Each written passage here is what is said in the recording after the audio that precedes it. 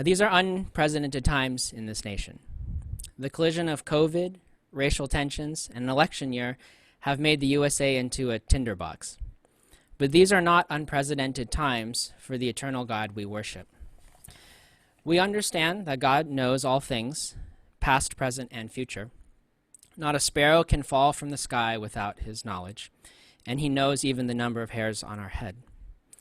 And we take comfort in his presence, in Jesus, who has gone through the fire for us. Emmanuel, God is with us. As such, we wanted to start tonight with worship to our God through song, declaring together that no matter what happens tomorrow, Christ is enough. Christ is enough for us, both in life and in death, and also in the highlands and the heartache of life. Please join with me in prayer before we sing together. Let's pray. Dear God, you are in heaven and we are on earth. Your knowledge and understanding goes far beyond our own.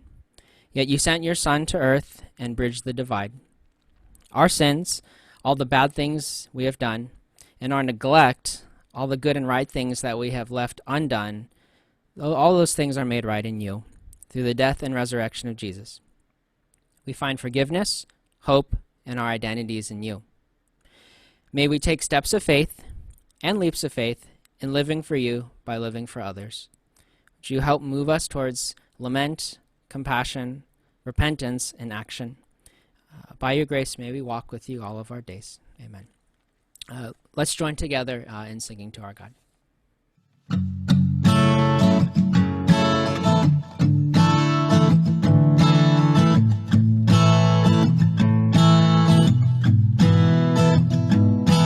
Christ is my reward and all of my devotion. Now there's nothing in this world that could ever satisfy. Through every trial, my soul will sing, no turning back. I've been set free. Christ is enough for me. Christ is enough for me. Everything I need is in you. Everything I need. Christ, my all in all, the joy of my salvation. Yeah. And this hope will never fail. Heaven is our home. Through every storm, my soul will sing, Jesus is here. To God be the glory. Christ is enough for me. Christ is enough for me. Everything I need is in you. Everything I need, I have decided to follow Jesus. No turning back, no turning back. I have decided to follow Jesus. No turning back, no turning back. The cross before me, the world behind me. No turning back, no turning back. The cross before me, the world behind me. No turning back, no turning back. No turning back, no turning back. Christ is enough for me.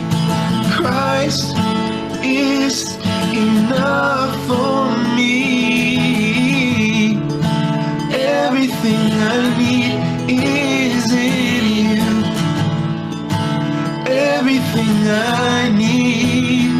I have decided to follow Jesus. No turning back, no turning back. I have decided to follow Jesus. No turning back, no turning back. The cross before me, the world behind me. No turning back, no turning back. The cross before me, the world behind me. No turning back, no turning back, no turning back, no turning back, no turning back, no turning back. Indeed, Christ is enough for us.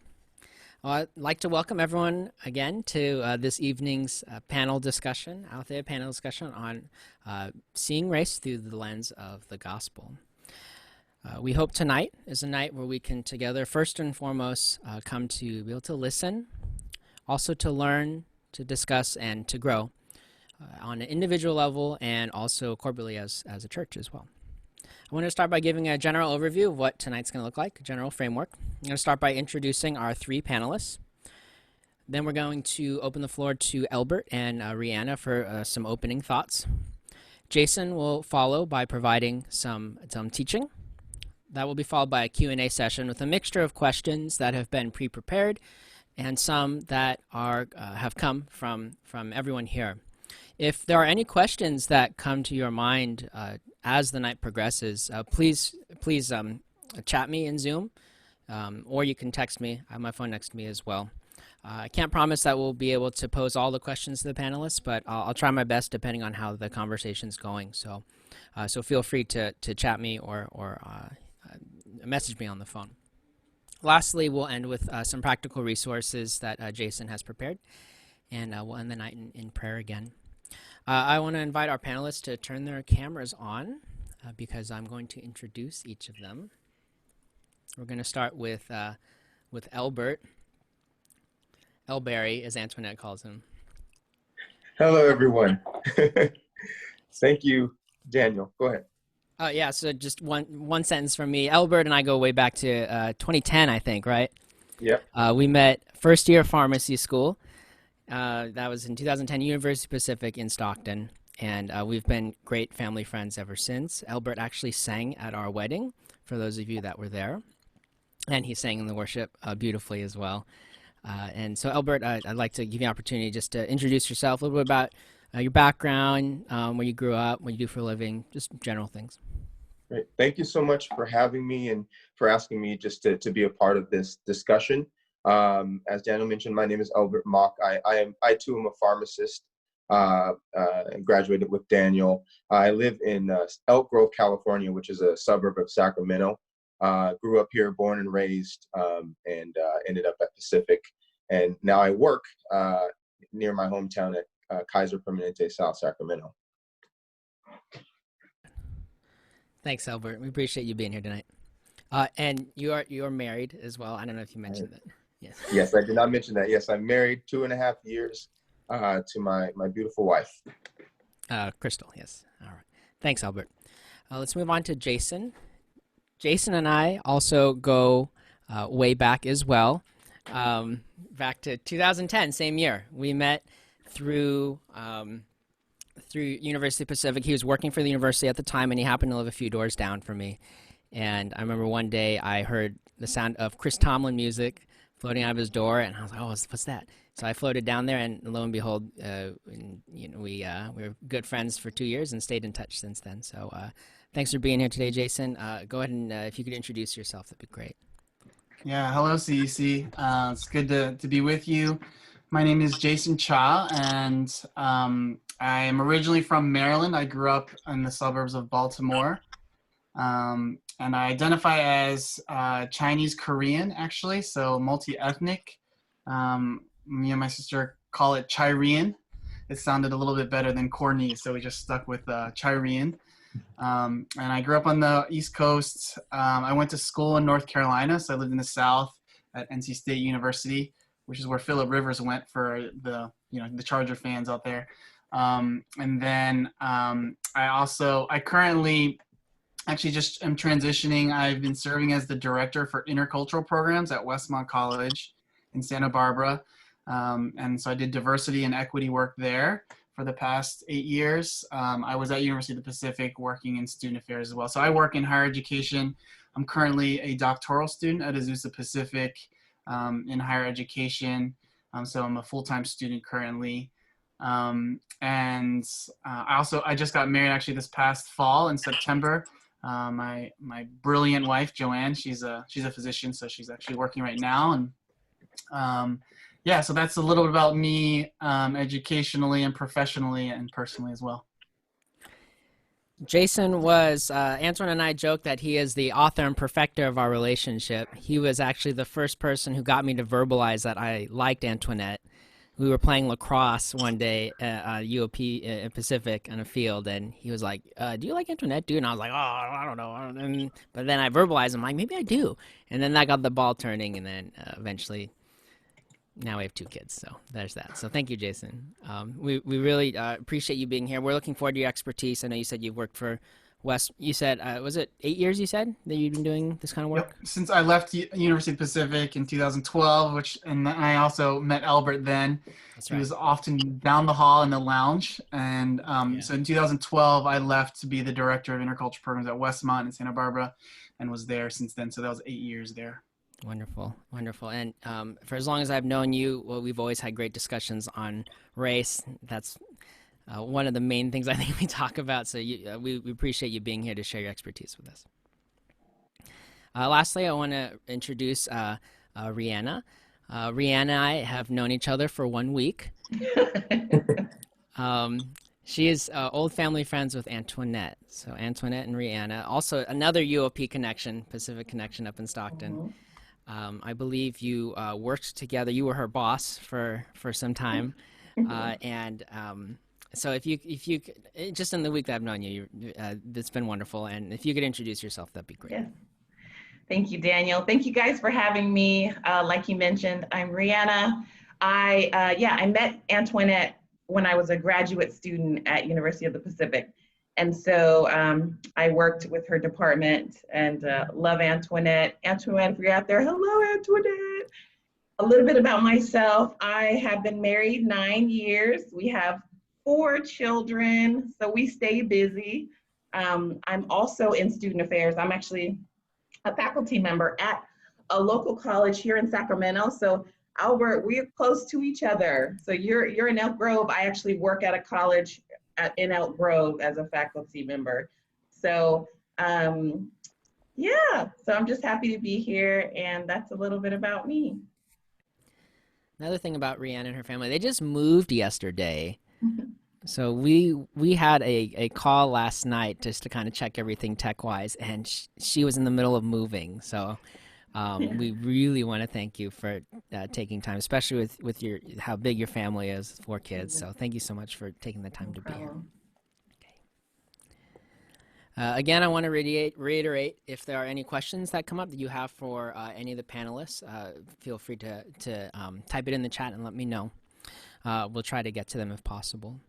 Our next section is going on for, we wanted to spend a few minutes hearing directly from Elbert first and Ryana second. Just open floor, any opening thoughts that you might have as it pertains to tonight's session. We would love to hear it. So Elbert, I'm going to give the floor to you. Oops, I think I turned myself off. There we go. Thank you. Thank you again, Daniel, for just having me here. This is an interesting time. I'm an African-American Christian male in a time of such division. And I think now more than ever, there's an opportunity for the church to show unity in a world that's so divided. This is probably the first time that I can remember where the most recent cases, people on both kind of sides of the political realm agreed on the circumstances of the case. So there's an opportunity there to bridge gaps, not only within the church, but with the church and the world. I always want to view things through the lens of the gospel as a Christian first. And so it's been really interesting to have those conversations as both a Black male and a Christian, and to try to share those perspectives with other brothers and sisters in Christ. I know Daniel and I, over the years, we've had some really good discussions. One thing that sparked those discussions was an incident between Daniel and I, where he called me the whitest Black guy that he knows, and not realizing, I think, the depth of such a statement. It was a beautiful opportunity for us to have a really good conversation, and for myself to learn and for Daniel to learn just how hurtful those kinds of things can be. Don't worry, Daniel, I still love you. You're still my brother. That will never change. But no, I'm really excited about this time. I don't know if it's the coronavirus, people being at home in a more reflective mood, but for some reason, these recent cases have really sparked a lot of interest and a lot of questions. And I think this is a time that the church can really seize to show the world how to navigate through social justice, inequality, and love one another in our differences. That's wonderful. Thanks, Elbert. I like what you said about seeing race through the lens of the gospel. I think that is a theme for us just in our lives, whether it be school or work or family, all of those things that come up in our lives, we want to be able to see through that lens. I remember you giving me a lot of, you were very patient with me. That was, I'm sure there are other things I said too. That was, I think that's a great example. I think Jason will probably touch on that later tonight of how things that there are definitely ways that we can overtly be racist. I think that's clear to most people, but there's a lot of like subtle ways too that may not be intentional, but are deeply hurtful and things that should not be said. And I think it's very interesting that it took all the way to graduate school for me to have a friend who is African American. And I think there's a lot of things that we could ask why was that, and hopefully we'll touch on some of those things today, but I definitely want to thank you for your grace to me through the years and for all the conversations we've had. They've caused me in particular to think a lot and to grow a lot too. So, Ryana, we would like to give the floor to you now. Yes, hi. So for me, my identity is quite grounded in my faith. And so even when I approach conversations like this, first and foremost, I come from, again, the place of being a believer. And it's not just about the color of my skin and the experiences that I have had, right? But it's also me as a believer, what is wrong, what is right? What would Jesus do? What would Jesus say? I think about the scriptures and how he defended people and things like that. And what's interesting is, I had a friend, which it goes back to what Albert said. I had a friend that reached out to me. It's a Caucasian female. We're really good friends. We've had really good conversations. And she reached out to me because she watched the full 9-minute video of what happened with the gentleman and the police. And she was just very sorrowful. She just was very emotional and wanted to talk about it and just wanted to sort of just bounce how she was feeling off of me, and wanted to apologize for things that she may have said or thoughts that she has had. And just, realizing this isn't the first time, right? She said, this is not the first time this has happened. And she felt like I've been clueless, right? And so she sort of went on this, oh my gosh, let me watch all these different videos. She started going kind of crazy, watching all these different videos of where Black men have been mistreated by police in different cases, just for the color of their skin. And she posed the question to me, how have you dealt with this? You're a Black woman, you've been a Black woman all your life. How do you deal with this without feeling just emotionally just stunted. And, and so, it was a really interesting and powerful question that she posed to me. And I told her, first and foremost, I've been this color all my life, right? So this isn't the first time I've had to deal with or address these type of conversations. But I also had to communicate to her that I had the beauty and the luxury of being raised by my grandparents who are from the South. So they lived segregation, right? They lived a life where they were, mistreated for walking down the street and just being a Black man or a Black woman in the South during segregation, right? Being forced to walk on the sidewalk if a white person walked by them, right? So they had so many experiences that they shared with us, but they shared in a way where they never actually implanted a bunch of hatred in me and my sister for other people, for white people, for other nationalities. They really showed compassion and love with so many different people, and that's what I received as a young woman, realizing, hey, I got called derogatory names walking down the streets of Chico State, literally just walking, right? People yelling out the window, nigger to me, just for seeing me as brown, right? But because of the foundation I had, not only as a believer, but as having some loving grandparents that taught me, don't sweat that stuff, right? And I'm reminded of the scripture that it's not personal, it's not about flesh, right? We're warned against wickedness and high places. It's not about the person, but it's a spiritual thing as well, because racism, and things, hatred, it's a spirit, it's a hatred that comes from the devil. And I have to remind myself that people mean no offense, right? Correction. Some people do mean offense, right? But I am not going to take it offensively, or I try not to. And I try to come at it in a way where I can stay grounded and I can use it as an opportunity to, as a teachable moment. Just like Albert said, I can't tell you how many times people have said to me, you talk white. And I've heard this not only from whites, Mexican, you can name it, Black people as well, right? And I use it as a teachable moment. I don't allow it to, I don't get all crazy. I say, do you realize what you're saying? What does that exactly mean? And what should I sound like? Or what type of education should I have as a Black woman? I use it as an opportunity to call it straight for what it is and say, I know you mean no harm and meant no offense. And you're kind of trying to compliment me, but you're offending me and and at the same time. And so I like that. I've learned to enjoy those moments to say, don't start fighting. I'm not going to argue with you. I'm not going to get angry, but I'm going to use it as a time to, first off, show the love of Jesus Christ, that you can say something that's hurtful and I can handle it, and I can conversate with you in a way that's effective and beneficial for us all, right, as a collective society. I think that's only a response that can happen when you have the spirit of God helping you along, and I think that that's not a response I would expect from most folks, even Christians, right? So I think that's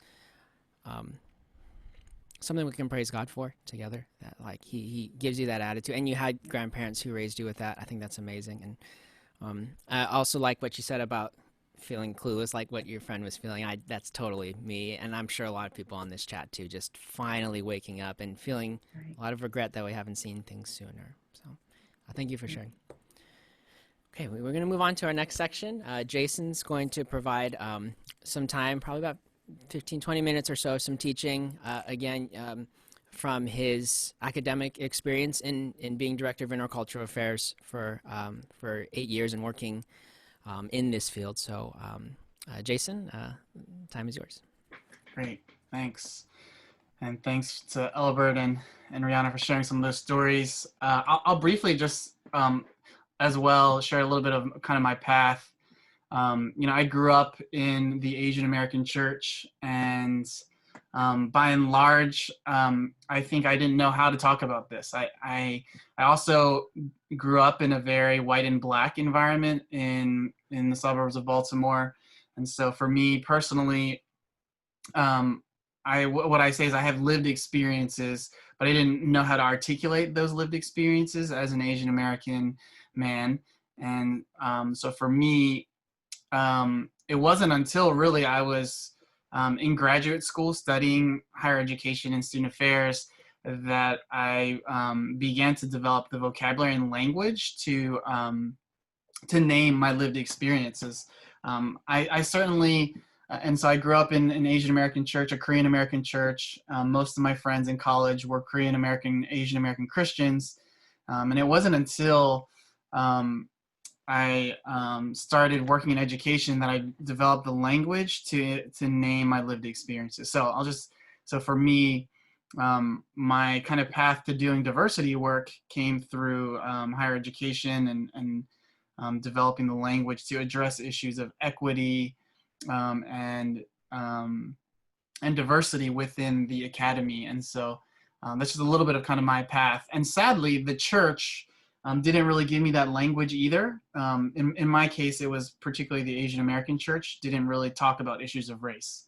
And so I'll talk a little bit more about that when I go into a little more of the teaching. So I'm going to start and just name again as our present day as we enter in to this conversation today, I would say is that we are in a moment of reckoning, right? Not only in this country, but the world. If you saw the past few weeks, these protests have been happening all over the globe, all over the world. So there's certainly this moment of reckoning. And within that, I think the body of Christ and the church is also in this place of awakening to these conversations and needing to speak up and disrupt what has been a lot of historic silence within churches.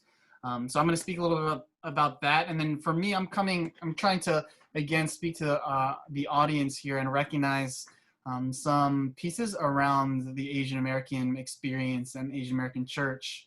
And I visited CEC with Daniel and Antoinette, and I grew up in a church that felt very similar in a sense, where it was within kind of an ethnic enclave within the suburbs of the city.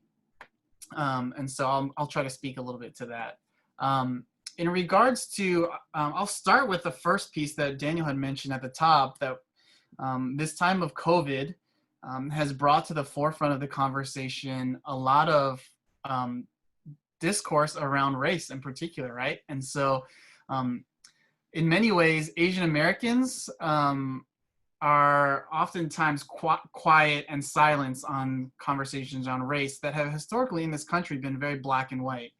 And so as the virus arrived, we saw it, from an Asian American perspective, it got personal to Asian Americans, perhaps for a younger generation for the first time, especially if you grew up in ethnic enclaves. And so you see this arrival of anti-Asian racism that became much more, I would say, overt. And so if you've been following, you've seen some scholars are tracking the number of incidents that are being reported across the country around anti-Asian racism happening. Overt yelling at people. In some cases, there was cases of physical harm, people being assaulted. I think there was a case of an older Asian woman getting acid poured over her near her home. And so it brings up this reality for the Asian American community to reckon with this arrival of this kind of overt anti-Asian racism that's also tied to xenophobia, which is defined as like really this fear of anything foreign. And in particular, I actually just learned this xenophobia is around a fear of Chinese people, right? And so you see this reality of COVID arriving into our lived experiences more recently and more overtly. Yet I would also say these are in no way new, despite the evolution of Asian American identity in this country and this kind of proliferation of what I call the model minority myth, the myth being the key part, is that we have the history of our country has been marked by anti-Asian racism, right? So you look at things like the naturalization of citizens in this country, and there's cases of Asian Americans that weren't allowed to be designated as U.S. citizens. and particularly the Chinese Exclusion Act, right? And so you see the exploitation of cheap labor for the railroad systems. And so in some ways it's interesting because the younger generation of Asian Americans is maybe awakening for the first time to this, but there's this historic amnesia, is what I call it, to the reality of this racism against Asian people within the United States. The other very blatant case is the internment of Japanese and other Asian people during World War II, right? And that was just a couple of generations above us, where thousands and thousands of Asian Americans were interned just based on their appearance, right? Their racial identity. And so that's just naming this awakening that's happening with our current circumstance of COVID. And in so many ways, it's fascinating because I think I work with a lot of college students, so young Asian Americans, and we're in California, so many of our Asian Americans are growing up in ethnic enclaves, and I'll try to do some regional references. Schools like Westview, I imagine, in North County are probably at least 30 to 40% Asian American now, right? So we grew up in these enclaves, and I interact with a lot of Asian American college students that are like, what's the big deal around this racism conversation? It doesn't really affect me. I've never personally experienced racism in my life. And so in many ways, a lot of our Asian American young people don't think about issues of race and are primarily, by and large, silent until now, right? Until this COVID reality has awakened us. And we see this rhetoric, sadly, even from our administration, around the insistence of using the term Chinese flu. And this just was on last week, where I saw it was referred to as Kung flu at a rally, right? And so this anti-Asian racism is much more in our face right now in our current state of this pandemic. So that's the first piece that I'll name within the Asian American community. And then, as Daniel mentioned, this confluence of things, there has been a reckoning that has accumulated over the past several years, in 2012, since the death of Trayvon Martin, of anti-Black racism being filmed and more visible to us, which also isn't new, because there's a history of Black unarmed men being killed actually by law enforcement. And so, but it's becoming a lot more visible to us, right? So in some ways, this reckoning is dealing with really this anti-Black racism, in particular of the recent case of George Floyd. And just a couple weeks before that was the video being released of the killing of Ahmaud Arbery in Georgia, right? So the second piece of confluence is just this reckoning with anti-Black racism into our consciousness. And I think there's this quote that I think Will Smith said, which was, racism isn't getting worse, it's just being filmed, right? And so it's being brought to the forefront of our awareness and consciousness. Actually, is there any way, Daniel, you can turn on your video? Because I just feel like in some ways, like an audience that I can see someone's face would be helpful. That's helpful. Okay. So yeah. So all right, I got off of work at like 6:30. Oh, you're good. You're good. Eat that ramen. So yeah, just naming out the reality of anti-Black racism that we're reckoning with, and then I'm gonna try to show this really quick and relate it to the Asian American experience and perspective on this. There is a comedian named Harry Kondabolu that tweeted this picture out, and you may have seen it. Actually, hit this button. Is this being shown right now? Can y'all see it? So this is the officer. You may recognize this iconic image, right? And I blacked out the image of George Floyd because I didn't unnecessarily need to revisit this trauma and that we continually see.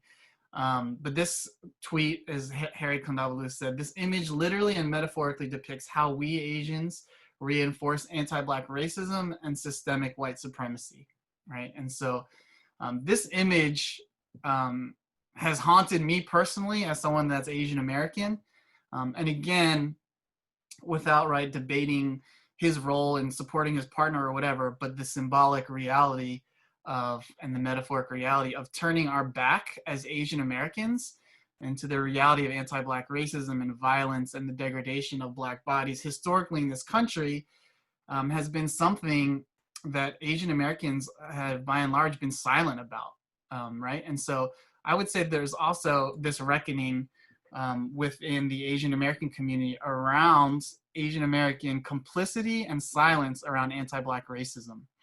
And so that is also just where we are currently in this conversation, that has awakened the Asian American community not only to recognize interpersonal racism and anti-Asian racism, but also in the case of George Floyd's case. And this has been a reckoning that has been what I call a cumulative effect, right? We saw just a few years ago the death of, well, Trayvon Martin was, I think, around 2012, Michael Brown, Eric Gardner. So the list goes on, and it extends way before that to 1999 with Amadou Diallo, Emmett Till before then, of anti-Black racism that has marked the history of our country, right? And so Asian Americans are now reckoning with this, I think, more collectively, as is the rest of the country. And I'll just give a quick example as an Asian American myself of encountering anti-Black racism within Asian American communities. So there's like this unwritten rule, right, that most of us know, and it's going to get personal here when I'm going to talk about dating, right? So as an Asian American, we have conversations with our parents, and a lot of times there's kind of a joke within the Asian American community where it's like, yeah, we want you to date Asian. We want you to date someone or marry someone's Asian. And they're like, but if not, then, you know, like maybe a white person is okay, right? But then there's like this joke within the Asian American community, but definitely don't marry someone that's Black, right? And so I'm just naming and getting personal here within Asian American circles of the reality of this narrative and this mindset of anti-Black racism that we have adopted into our framework of thinking, right? And so I think a lot of our older generation of Asian American immigrants have internalized that message. And so that contributes to the complicity and silence for Asian Americans in this reckoning with anti-Black racism that's facing our society right now and within the church. And so much of that for me, I'll talk briefly about this concept of the model minority myth.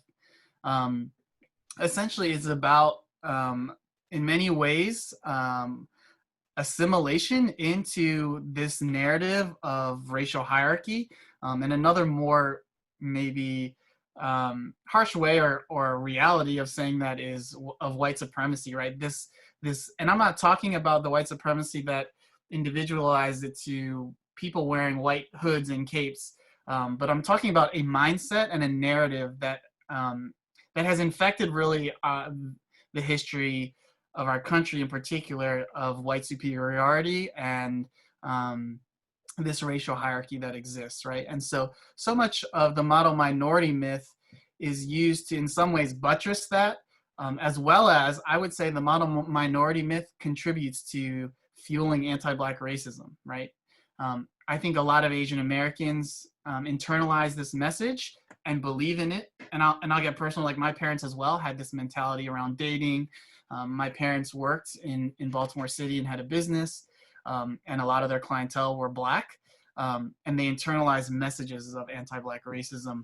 And so that's just another piece around this kind of overall concept of awakening that I wanted to just name as we enter into the conversation of our moment now.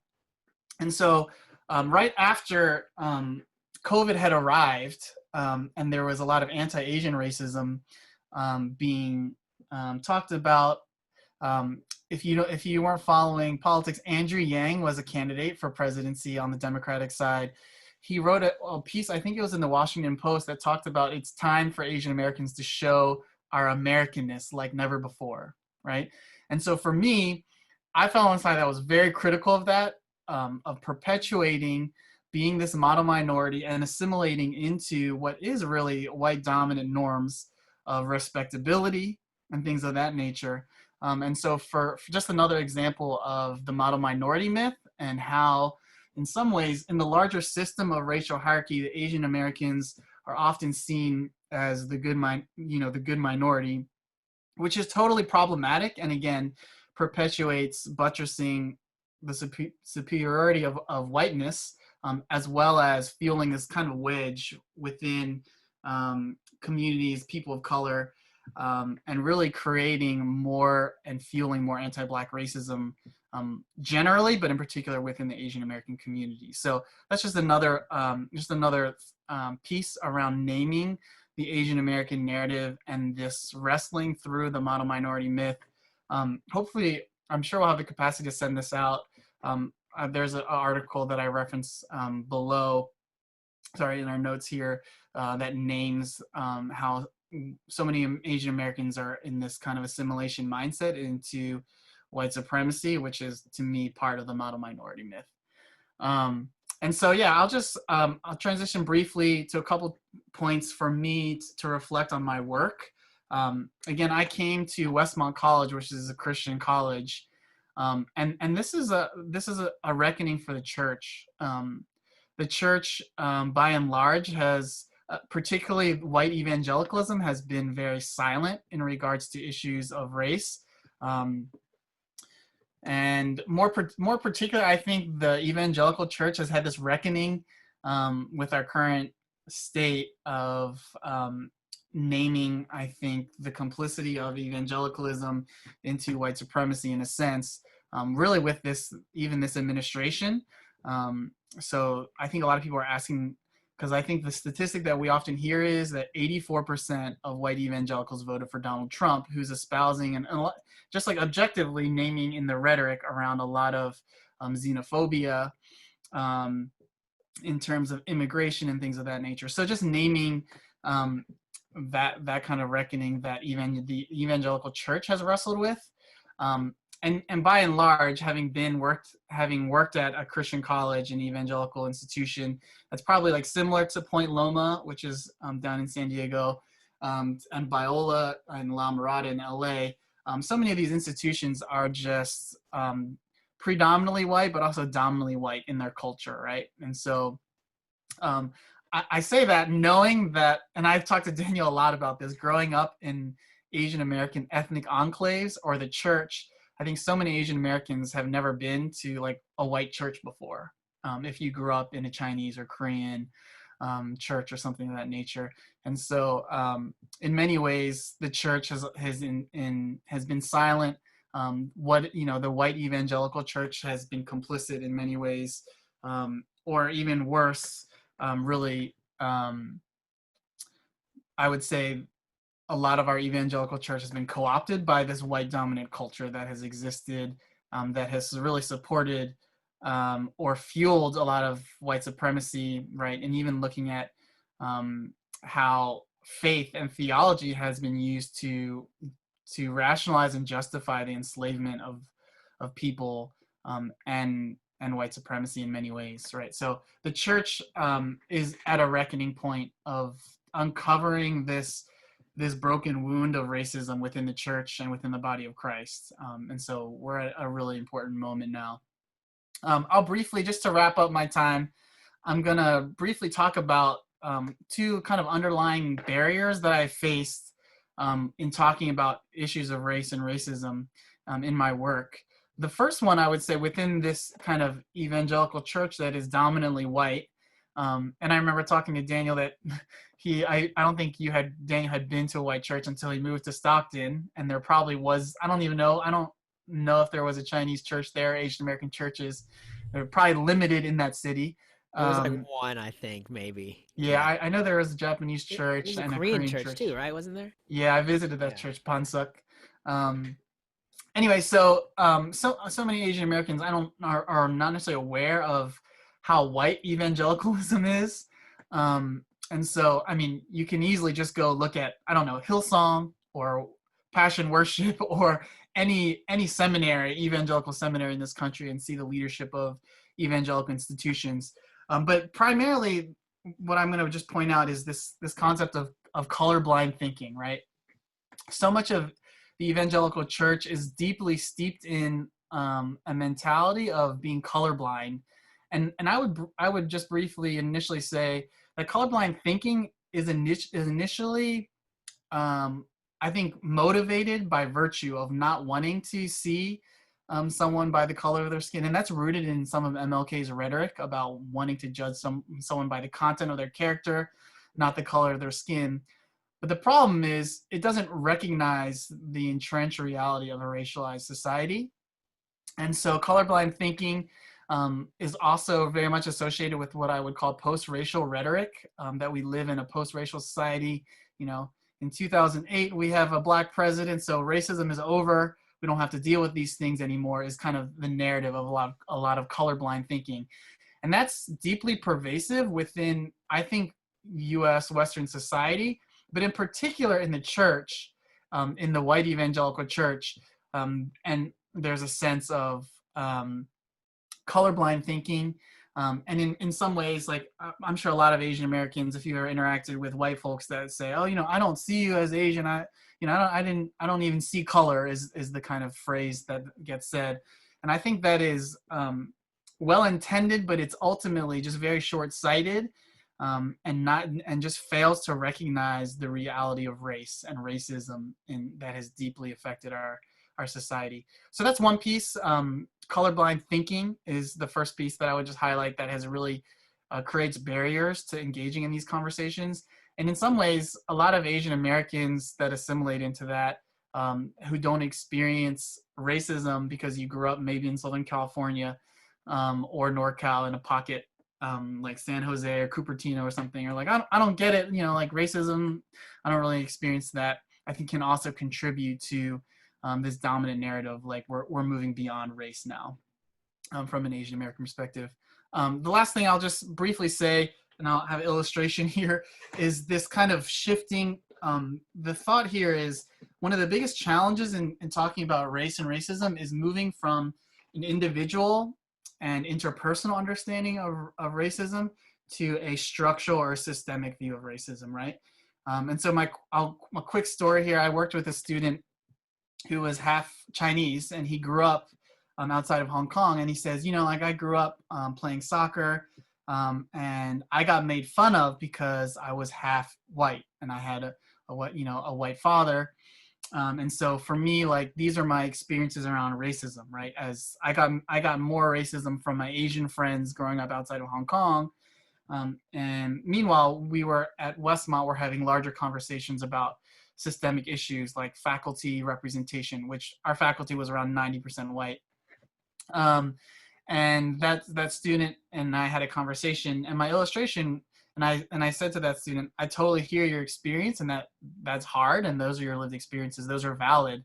But for me, my illustration of that is this M&M here, right? So that's like an individual experience of interpersonal and individualized racism. And I'm not trying to minimize that. And I think that's real. But I think to shift again from thinking individually and interpersonally about racism to understanding things structurally or systemically is right, like this M&M tub right here, right? So that's one of the biggest shifts as so many, and I think within the Asian American community, you hear this narrative of, oh, I didn't really experience racism growing up in Irvine or Cupertino or, you know, the San Gabriel Valley. So like, I don't get what the big deal is. But when you see issues of representation and leadership and power and policy and government, those are structural, systemic realities of racism. And to me, that is perhaps the more important and more significant conversation of racism as a system of advantage based on race, as opposed to, oh, that person has, you know, is nice to people of color, so they're cool with me. Like, and I think so many young people, but also people in general, have this individualized understanding of racism. And it's like, oh, I have an Asian friend, I have a Latino friend, like, so I'm cool. I don't, you know, this doesn't apply to me. Versus beginning to understand our systems and our structures and our institutions, right? And I mean, looking at even like, as I alluded to earlier, the naturalization of who and who cannot be a citizen, looking at the economic stratification across color lines, looking at issues of redlining and things like that, that name this systemic and institutional reality of racism. And so for me in my work, trying to educate people around issues of race, that is one of the biggest shifts. That is a paradigm shift to understand racism as a whole. And I'm really encouraged because in our current iteration of the Black Lives Matter movement, we're talking about systemic racism more in our criminal justice system, right? In our law enforcement, but also looking at the reality of issues like mass incarceration that very much point to larger systemic issues of racism as opposed to interpersonal realities with you and your high school homies or whatever the case may be. And I think we need to move from thinking about racism to jokes that we had with our friends and or people that we were cool with to understanding systems of power and access. So I'm going to wrap it up there. I think, yes, I will hand it over to Daniel. I think we're going to transition now into some questions for the panelists. Thanks, Jason. That was great. That's a lot. That's great. Appreciate how you frameworked it all. You started by talking about the just general awakening in our society, then specifically us as Asians, what that awakening is looking like for us with COVID and the symbol of Officer Tao, and with talking about model myth minority, a little bit about Andrew Yang. You talked about the church's role and also limitations. You talked about two limitations. One, you said colorblind thinking. And then the second one, you said shifting from an interpersonal understanding of racism to more of a structural or systemic. As I've been thinking about racism in that paradigm of interpersonal understanding versus a structural systemic understanding, I feel like it's tied.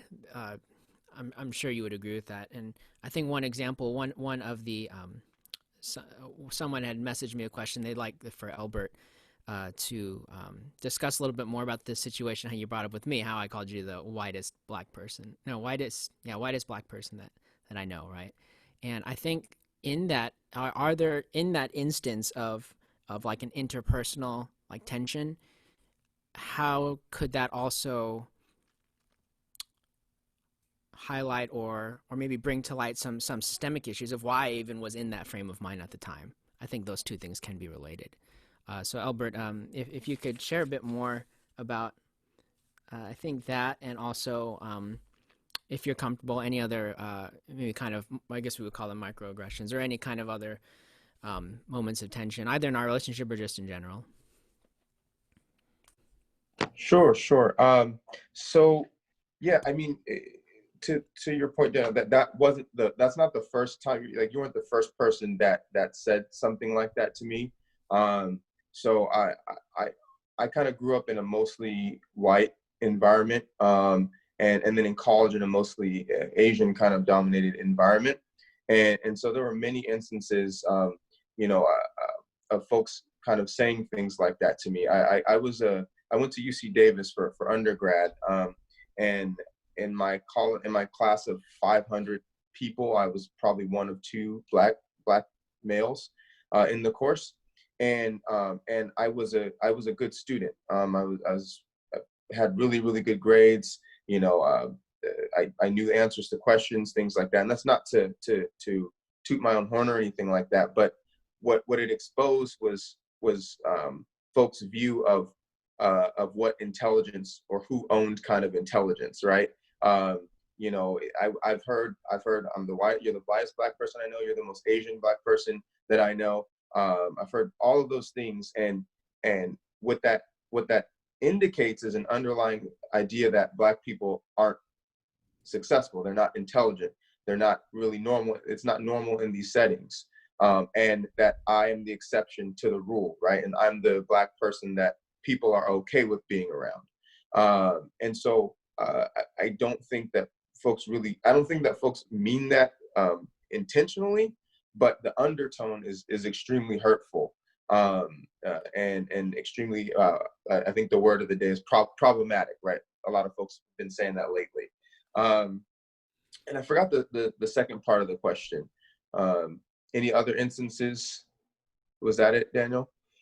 Yeah, you kind of talked about. You said I'm not the first person to say something Yeah. like that to you.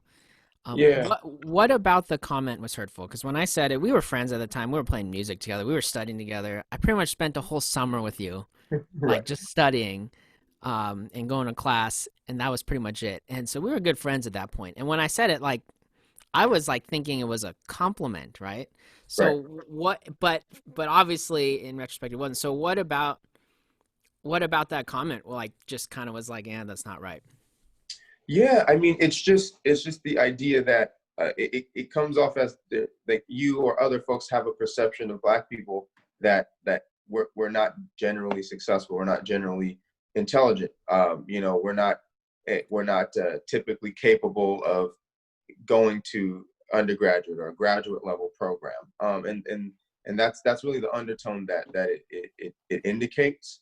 I think the other piece of that too is that there's a sense, because the other things that I got in college in particular were comments about affirmative action, things like that, where were indicating that I didn't deserve the spot that I was in, right? And so those kind of comments really cut to that level, Right. you know, and so I had this desire to be more than successful, to go above and beyond, to prove to everyone else that I deserved to be there, that I deserved to have that spot. And it added an extra layer of, I think, stress to my schooling, because I felt like I had to be an example. I had to prove that I deserved to be where I was. And then another thing too, just kind of thinking back to experiences, and this is very, very common occurrence amongst my Black brothers and sisters, is going to stores, for example, getting followed around stores. Right. I've heard that You as a know, pretty common experience. yeah, and I thought maybe, you know, when I was younger, I dressed differently. I thought maybe it was the way I was dressing, but it happened whether I was wearing certain clothes or other clothes. Like it was just because I was there, right? And I remember one instance, I was actually at a state fair, and I went into one of the shops that they had, and I was maybe about 14 or 15 at the time, and I was walking around the store and looking at stuff, and my mom was there with me, and my mom kind of caught the lady just like with her eyes just following every movement I was making, to the point where my mom had to say something. She's like, he's not going to steal anything. I have money for him, you know, to purchase a product. And then she's like, you know what, let's go. You know, we'll take our money elsewhere. And so these experiences are pretty common. You know, my non-Black friends probably don't hear about them very much, because it's just kind of it's almost like a part of existing, right? It's almost just like a piece of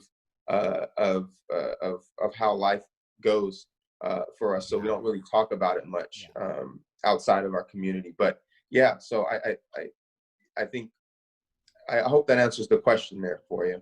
Yeah, I heard Trevor Noah say something similar to that. Like when he moved here from South Africa, he's a host on a TV show, Daily Show, and he said when he moved to America, he was like, "Yeah, I just thought everyone got pulled over randomly by the police." And he's talking to his Caucasian friends, and they're like, "No, that doesn't happen to us. It's just stuff that we are not haven't experienced or don't know."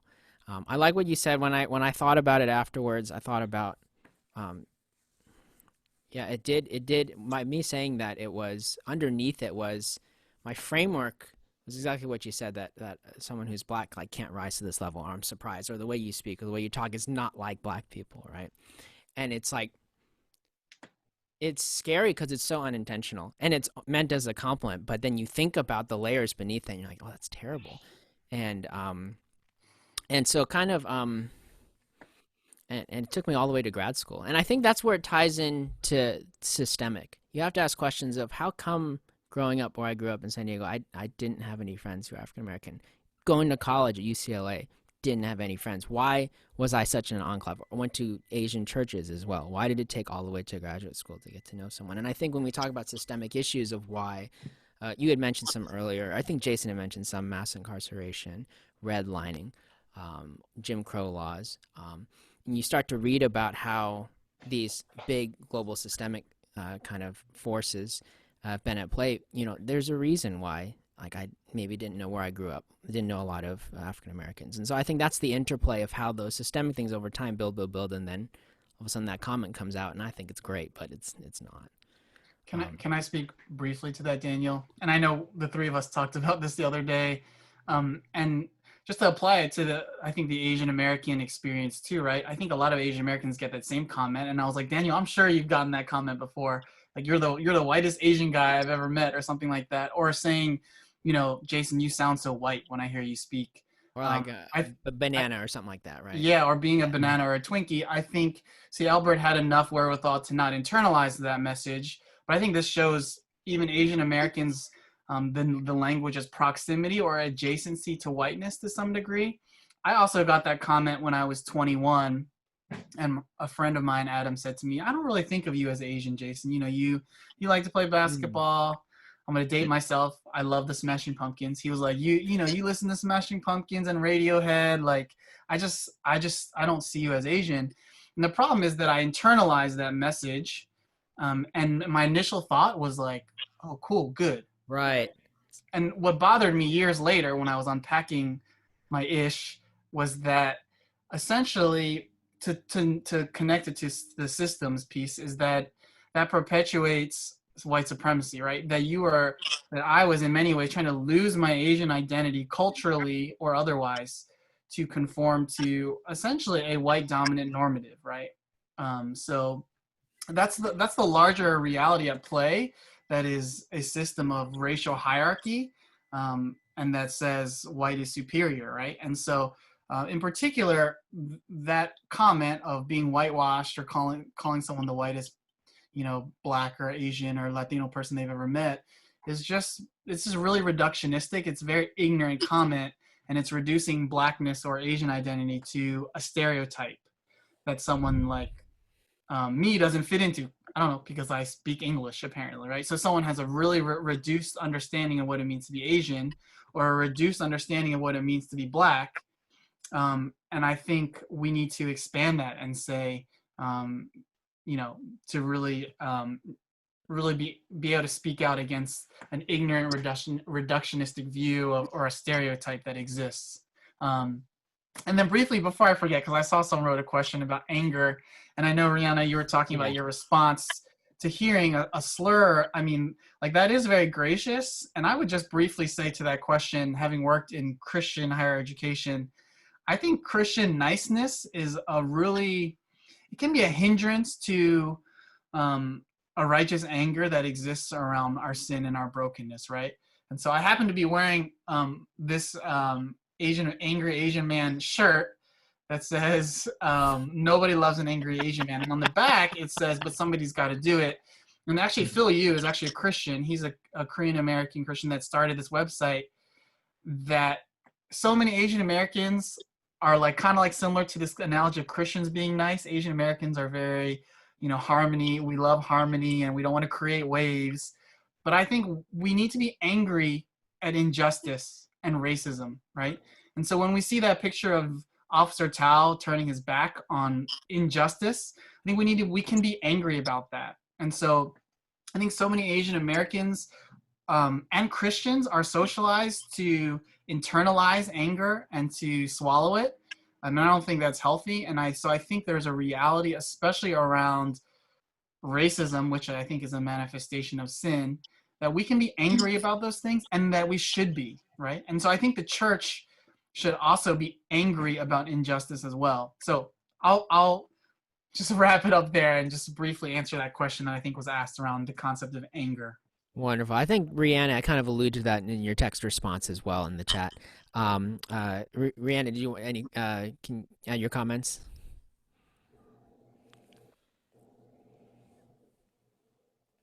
Sorry, Daniel. Just commenting in general.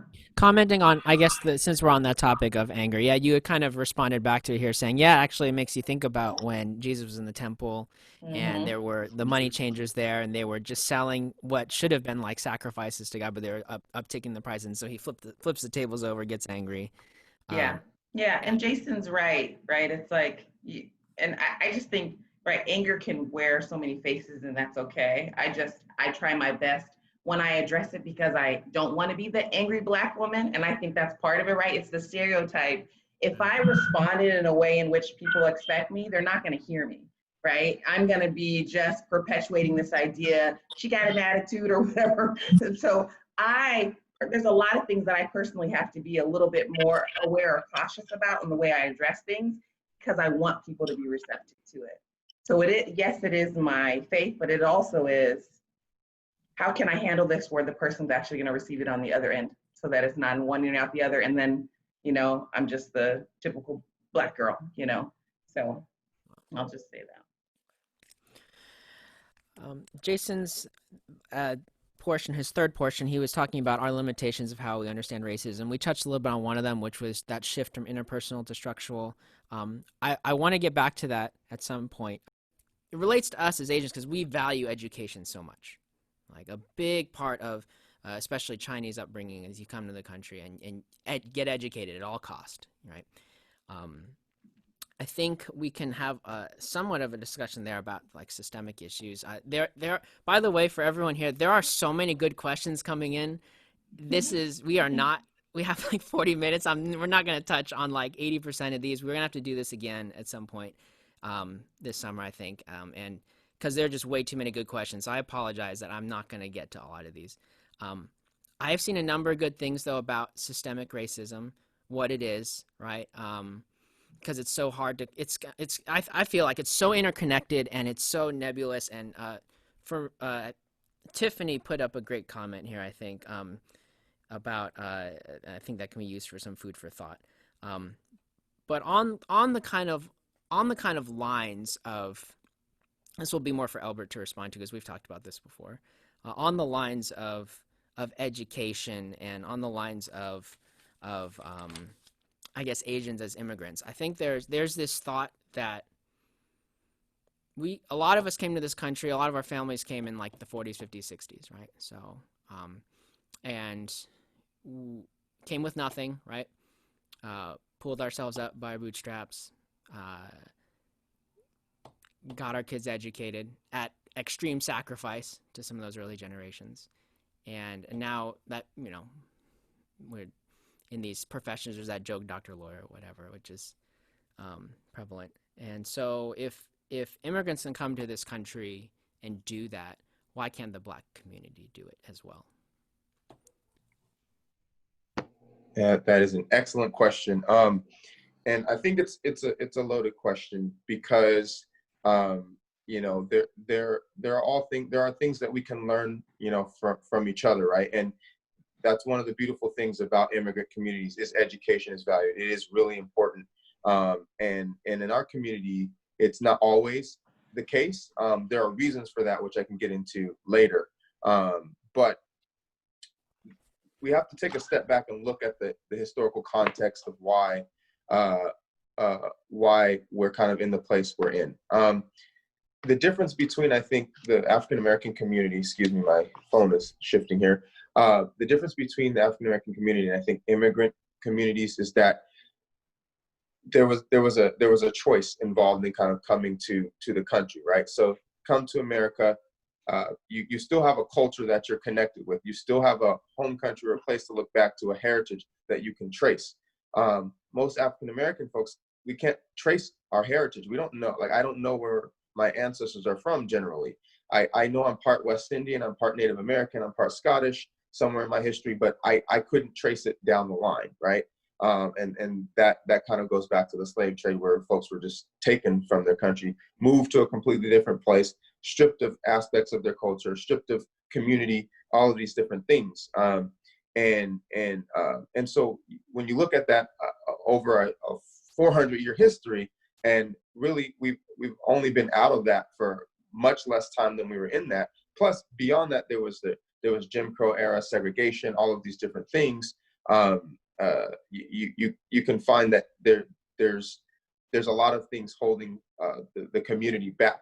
The other piece to that too, I wanted to touch on, which I don't think we've chatted about before, is there were times, especially post-slavery, there were times where the Black community was doing these things, and not that we aren't now, but we were doing them on a bigger scale. So if you look back to things like the Black Wall Street, right? We were doing stuff for our community. We were building economics. We were working hard, growing, and then it gets burned down, right? It gets taken away. My great uncle, he just passed back in February, but he's from Texas, Houston area, and he was very active in the civil rights movement. So he's a pastor down in Houston area, and he was responsible for some of the first sit-ins in Houston's history, right? He's been arrested. He's marched with Black celebrities like George Foreman. Actually, Dr. King wrote him and his friends a letter when they got arrested, encouraging them to kind of continue the fight, like if you will, or something. Yeah, that's great. Yeah. And so, but he actually said, and not that he agrees with segregation, but he actually said that Black people did better under those things because they were putting money into their own communities. They were putting money into their own economic situations, and they were building one another up. But when those things get kind of stripped away, and the community falls apart, right? And so that's a big part of the reason why is that there's, when you look at most immigrant communities, and this is even this is from Mexico, from China, from Nigeria, right? All of these cultures in general value education, and you can look back on that. You can see generations of valuing education, of valuing moving up in society and status and things like that, that have been kind of stripped from our communities. And right. That's one piece of it. The other piece too is there are communities of Black people doing those same things, right? And so if you look like in places like Atlanta, right? That's when I went to Atlanta, I went for the first time last year, and it was the first time I went to an airport kiosk, like to pick up a rental car, and I saw all Black people. I went to it's like a different world, right? Compared to like California, right? Yeah. And so there are communities of folks doing these things. They're becoming doctors, lawyers, dentists. Like the whole community is this. It's right. just not being seen, right? By it's not put out there by media. It's not it's not the sensational. It's not the norm. Yeah. Not norm, right? Exactly. So. Yeah. Okay. Yeah, well, I remember having that conversation with you late one night a few years ago, and when we talked about that question, and the part about what you said about, you mentioned choice and heritage, that resonated with me the most. How the difference with immigrants is that they came here by choice, right? Versus the heritage that you have. There's a lot of shame to that, and there's a lot of hurt, and you don't even know. Like for us, we formed even like a Chinese church because there's like a shared culture. There's shared music, there's shared food, there's shared language, right? There's all these things that a community can bond around. Whereas like African slaves were taken from different parts of Africa, not even speaking the same language, right? So there is kind of no, your shared heritage like is slavery, right? And so already starting from that standpoint, and then going up to even just as recent as like the 50s and 60s, the Jim Crow laws, and et cetera, et cetera. And so I appreciate you that was kind of like one of my first forays into the idea of systemic racism as existing. From a personal standpoint, I read a book called The New Jim Crow. It's a book about mass incarceration, and how, as we know, that once you are in jail, that's on your record, so you can't get jobs. And so there's all these interrelated cycles, and how a lot of laws disproportionately will affect African American community and give other communities just a slap on the wrist, right? So there's a lot of good things in this chat. I appreciated, again, Tiffany's comment. And I know, actually, I've had like 3 or 4 people ask about what is systemic racism, and I feel like that's a broader conversation. We can probably touch on it a bit more, Jason, and even in future talks. But I wanted to ask Jason and Ryana if you had any comments. I can speak briefly to the question that you posed initially, Daniel. And I mean, Elbert said it well. there's an academic article that's very well known from Jonathan Agbu that talks about how Black people did not come to this country of their own volition, whereas immigrants made that choice to come here, right? And and that just, I mean, that is a huge framework for understanding the reality of anti-Black racism. And I'll just speak briefly to the larger, and I've said this earlier, the reality of the way white supremacy works as a mindset is the dehumanization of people, right? I mean, anti-Black racism is just the degradation of Black bodies, and that has been the history of Black people in this country, right? And so the question, I love it because it's real, and I think a lot of Asian Americans are sitting from this model minority tainted perspective to say, you know, which is exactly the wedge of the model minority myth. Why the Asians have made it so well? Why can't the Black and brown folks do it? And the question also, to be honest, infuriates me because it looks, rather than seeing a system of oppression and white dominance, it looks at individualized case and say, why aren't you swimming to the top of this really diseased water that we put you in the first place, right?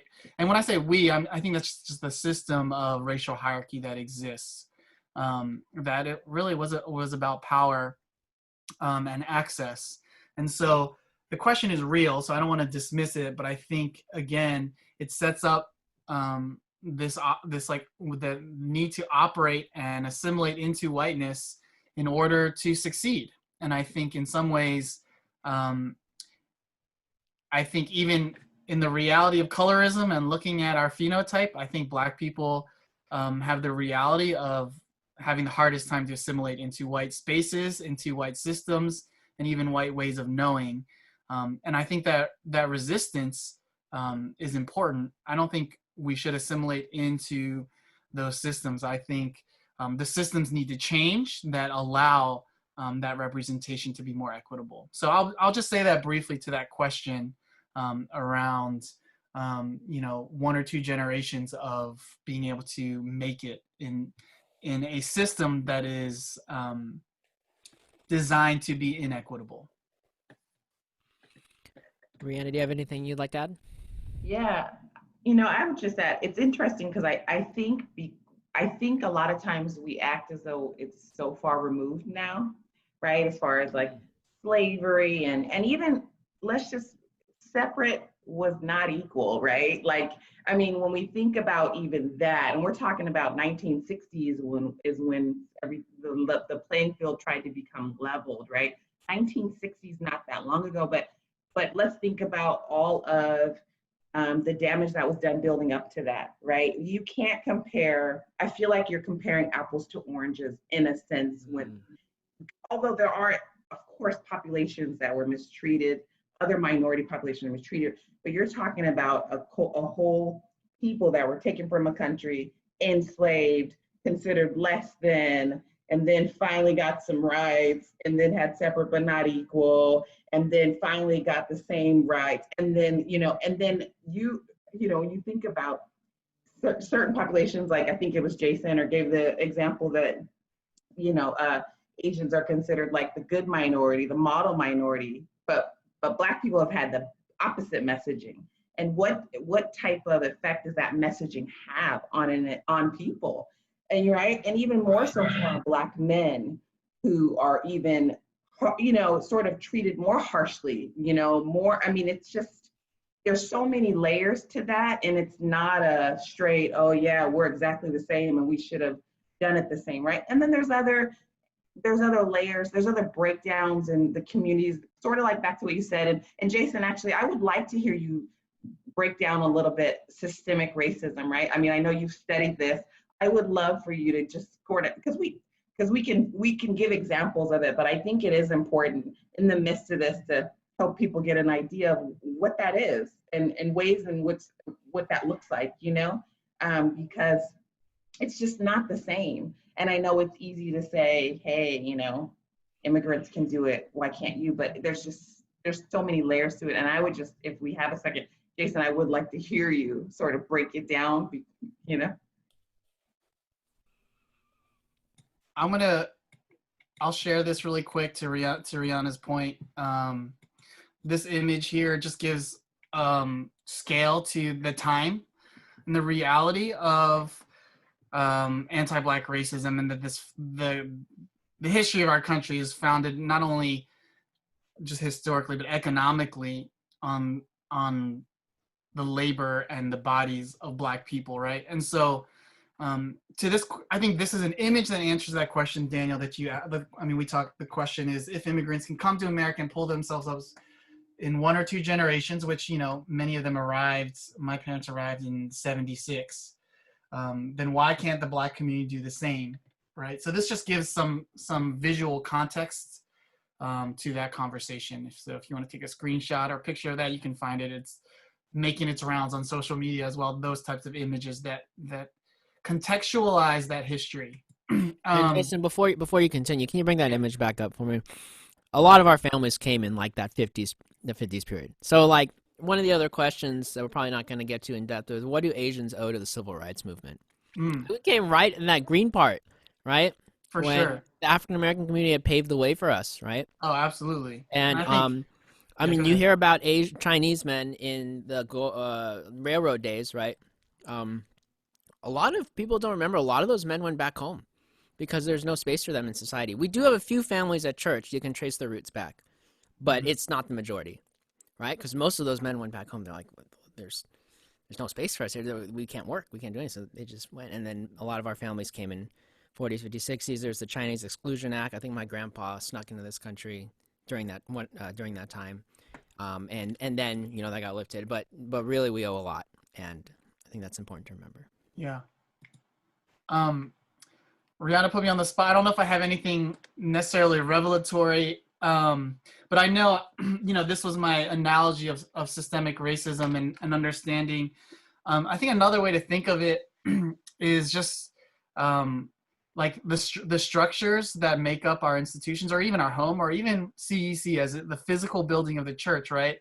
Is this the analogy that I've used before, is that, okay, just bear with me, I'll tell a quick story.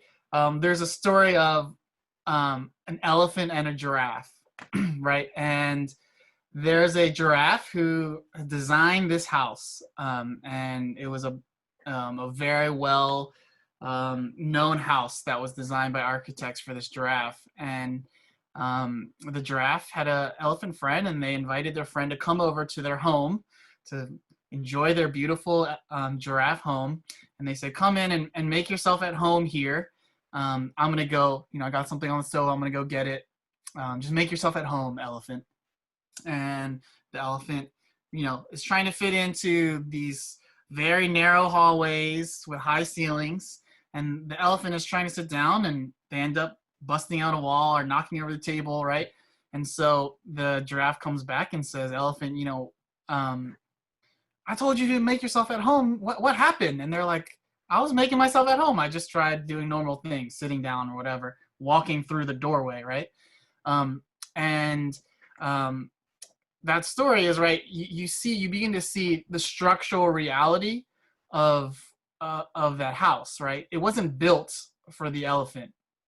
And what happens is, in our churches, historically, institutions have been for really white men in particular, to bring in gender to this conversation. So if you look at access to higher education, these institutions were built for white men. And so in order for women to gain access into those spaces, there was years and centuries of advocating for that access and privilege.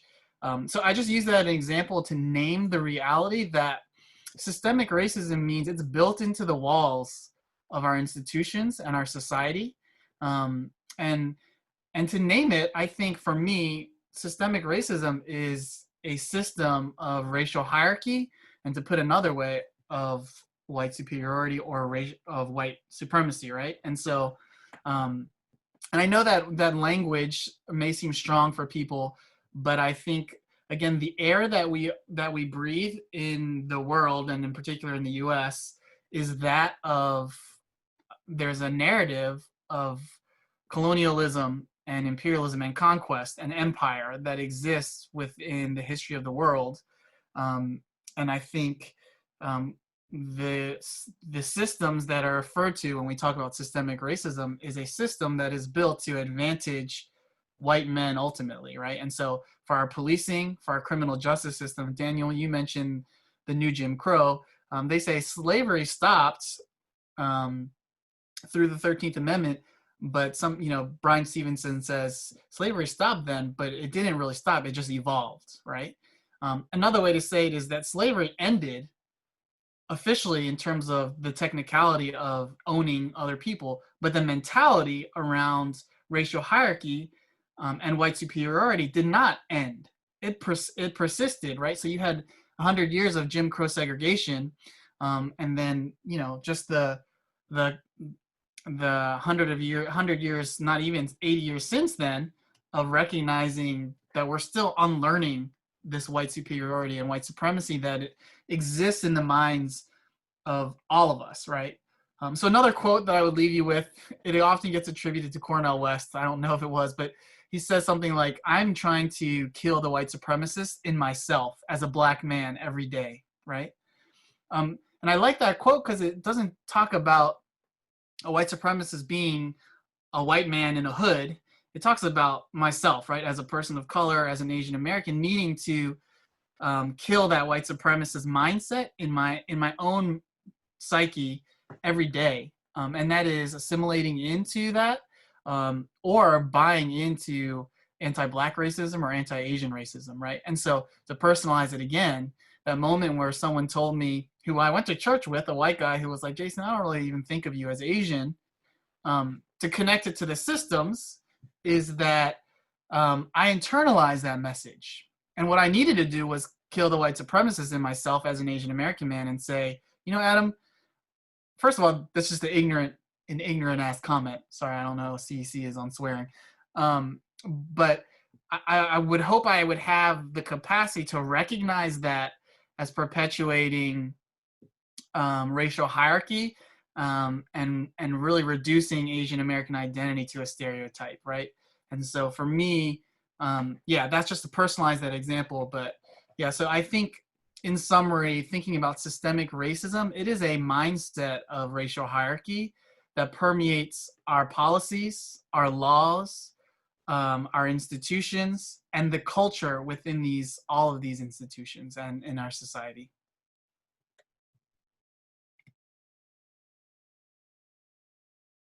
I think that's a very kind of like, you could call it a gospel kind of response, we're very trained to do that in kind of evangelical circles, which I think in this case is a good thing, where we want to turn first to ourselves. It's not there's very little we could, well, there's some things we can do about like the white supremacist wearing a hood out there, right? But a lot of it, if it's baked into the walls, it's baked into us too, in our complicity. And so it's turning inwards first and thinking about those things, confessing and repenting. And I think that's something that the gospel alone can kind of bring us, and kind of what Christians can offer to society and to this conversation. I like what you said about when you say kind of killing the white supremacist, kind of the kind of goes hand in hand with it. If you put, I guess if I were to kind of spin it in a positive way, it could also be, I think that white supremacy, one way it manifests is even in the history that we learn. So a lot of the history is kind of white dominant history. Not bad to learn those things. It's a big part of our culture, but I think a big part of America. But learning history of other cultures, especially African American culture, a lot of people don't know about even like Jim Crow, or a lot of people don't know about some of these things. I know that. Okay, well, I'll share that story another time. But I'll come back to that. There was one question I wanted to end on. We're coming close to the end of our time here together. There have been a couple of questions about, I guess, kind of practical steps for us as Asians. And this will be a question for Ryana and Elbert. One of the questions had to do with relating to how can we, because we are in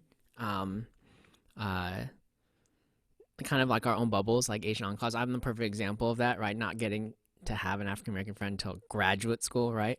Like, how do we get out of those enclaves, right? And how do we, I don't know if I'm saying the word right, enclaves? How do you say it? Enclave, whatever. And how do we like do that? And as someone else said it in another question I got was in response to this is a gentleman who has two daughters and wanting to be able to experience, especially how African Americans, maybe Christians, will worship. How do we do that in a way that's respectful, though, without it being like a field trip, you know? So what kind of, you know what I mean? Or like, oh, we're like, and yeah, how do we do it in a way that is honoring, right, and respectful, and how to, I don't know if you have any. Sorry for the poorly worded question, but if you have any comments, that'd be wonderful. You know, I gave this example to someone the other day when we were talking, and I talked about how and I can't speak for everyone, but I know that I've had many opportunities where people have invited me places, right? You make friends, you have coworkers, you have people that invite you to kind of get out of your space and come into theirs.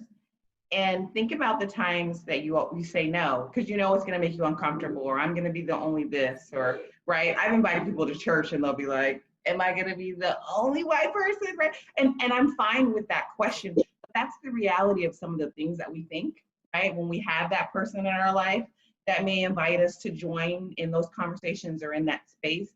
And I think it's just a matter of getting out of our comfort zone, right? Because many of us are just used to staying there.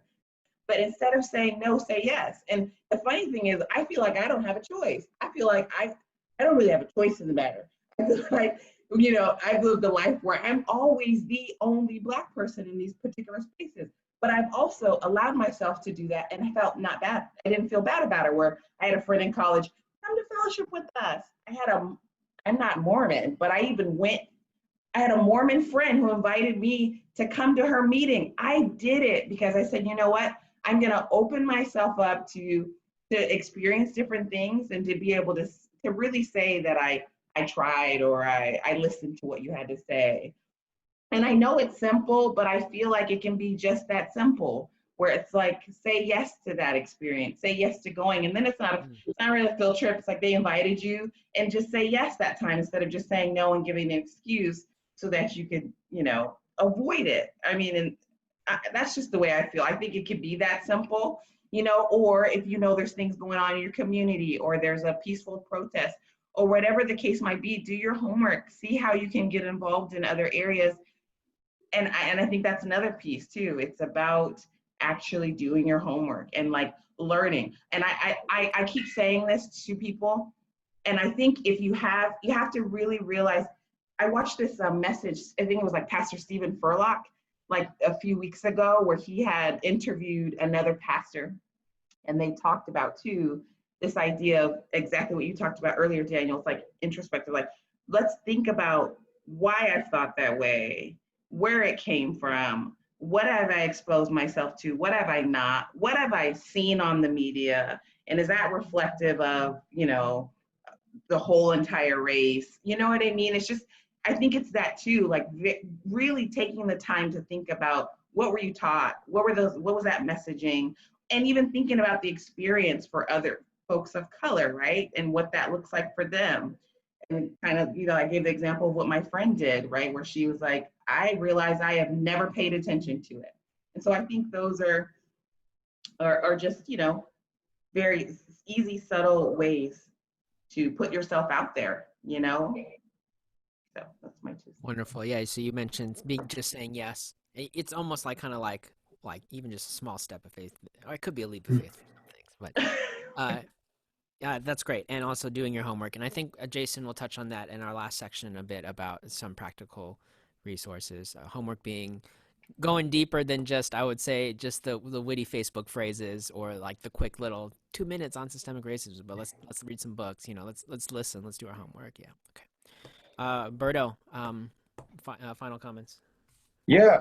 So to kind of touch upon that, the topic of what can people be doing, I kind of want to take a step back on that, and I think what should be done is kind of this right here, this conversation, things like this, actually just putting it out on the table, having the discussion. But even deeper than that, I subscribe to kind of the idea that in the depravity of mankind, right? Like that we're all sinners and saved by God's grace, right? If we have faith and believe, right? But with that, I want to be constantly or regularly examining my heart, right? Through the scripture, through community, but through Christian community, I want to be examining my own heart. And so that's what I would suggest to everyone, right? Is really look at your heart, ask the Lord to expose any biases that are there. And this goes both ways, right? And really work towards you just being more Christ-like. And I think through that, through the Spirit of God will guide you on that path through His Word. And so that's what I would say. I think it's really easy, again, on both sides of the field. And I believe that there are genuine Christians on both sides of the field, right? Some of these matters are not a matter of actually being a Christian, but how do we walk out these differences as Christians together, right? When you look at the early church, the Jews, the Gentiles come together, very, very different backgrounds, and now they have to come and walk in unity. And there's an opportunity with the church to do that now, right? And to respond differently than the world, right? The world responds with hurt, anger, vengeance, right? Folks want revenge for the injustices that have happened. But the church has a righteous anger, right? An anger that stems from the hatred of sin, right? Not of people, not of trying to get back at people. And so if we can do that as believers, I think we can share the gospel with more people. We can show the world just how well the church can respond to these things. I think the temptation is to respond as the world does, or to react, and not to take a step back and really biblically work through how do we manage these situations? What's the church's framework on injustice, right? And so I think that's what you're doing here, CEC is doing, and I think it's amazing. And I think having more of these discussions, and folks following kind of this lead is really the path to understanding, and if not fully understanding, empathizing, right? And at least loving our brothers and sisters, right? And even those that aren't believers, we're all made in the image of God. And so I think we have to start seeing each other and everyone as image bearers, and not as enemies, right? So. When did you get so eloquent? When did that happen? Oh man, that was great. Wow, thank you, Berto.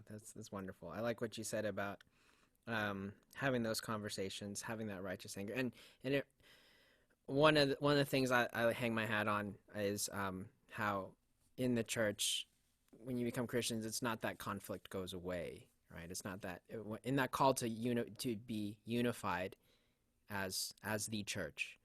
It's not that conflict goes away, but we are given the tools to navigate conflict and the tools to be able to repent and to listen and to do all those things. So we're thankful to God that He gives us His Spirit to do that, and that there's a lot of forgiveness along the way too. Thank you for sharing, both of you.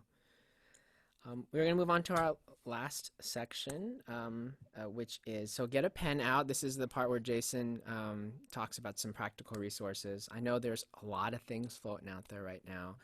This is going to be from Jason's, especially kind of like academic background. If we could probably post this later somewhere too. I'll get this list up on the website if you can't grab a pen right now. The cecsd.org/race and gospel. So I'll get this up on the website later. But for now, Jason, if you'd like to go through that, we would love it. Yeah. And I'll share also some of my closing thoughts. And Oh, yes, if please. we could, I don't know if we can share this to the group in general, so I don't have to go over all the resources. I will plug a couple in particular, just takeaways. To answer your question briefly, Daniel, and I, having come from the ethnic specific Asian American church, I would just say to your question, Daniel, I think, this has been to be personal and vulnerable. I have left like the ethnic specific church. I go to actually a pretty white Presbyterian church in Santa Barbara, and there's challenges there. And so I have left the Korean American church that I grew up in, and I love the role of the ethnic specific church as it played for me in coming to faith. But I think in some ways, like, there's a limitation, right? There's an Asian bubble that it creates. And so I know Pastor Jimmy and other pastors are on here, so I don't want to tell people to leave the church and go be a part of multi-ethnic communities. But I think that there's this reckoning, right, that the church is dealing with now. So if you're going to stay within an ethnic specific church, and I love that for sustaining community and culture. And I think the gospel is growing in ethnic specific churches as well. Then engage outside of that bubble, right? Be sure to engage across with other different churches. One of my good friends started, and this is one of the resources, the Asian American Christian Collaborative. And I'm really hopeful for that work that they're doing, because it is disrupting the silence that has primarily come out of Asian American Christians around issues of racial justice. And so they just did a march just this past Saturday, from a Chinese church in downtown Chicago that's 100 years old. And then they marched to Progressive Black Baptist Church, where Charlie Dates is the pastor. And they're building relationships, right? So my challenge is to folks that are staying within ethnic specific churches like the Chinese church or the Korean church, is to engage and not be silent around these issues, to learn about them. Get involved with larger initiatives that are engaging this very gospel issue around race and justice. So that's my nudge. And then I'll briefly plug a couple of these books. Again, I mentioned that I didn't really come to develop the vocabulary and language to talk about race as an Asian American until I read This Is the Book by Beverly Daniel Tatum. It has a funny title. It's called Why Are the Black Kids Sitting Together in the Cafeteria? And there's a very little Asian American narrative. It's like in one chapter, but I think for me, it's still named the water that we swim in, right? This racial hierarchy, that this system, and understanding the larger context of racism and the history of race. So this is my go-to book as an educator. If anyone wants to start thinking or talking about race in general, this is my go-to book for sure. She does identify as a Christian, but she doesn't write from a Christian perspective. The other book that I'll plug is this. It's called The Trouble I've Seen, Changing the Way the Church Views Racism.